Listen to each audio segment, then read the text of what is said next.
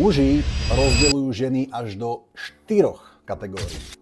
Prvá kategória sú ženy, s ktorými by som nikdy nič nemal. Tam patrí Simona Komedy, Zuzana Kovačič-Hanzelová, Veronika Cifrová-Ostrihoňová a tak ďalej.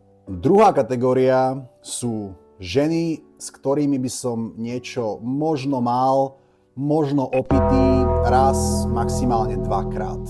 Také tie, čo by som proste len pojebal. Tretia kategória sú ženy, s ktorými by som si vedel predstaviť aj dlhodobý intímny vzťah, ale nechcel by som sa nimi prezentovať. Možno s ňou chodil tvoj kamarát, možno volí pésko, možno není až tak pekná, ako by si pre seba predstavoval na verejnosť.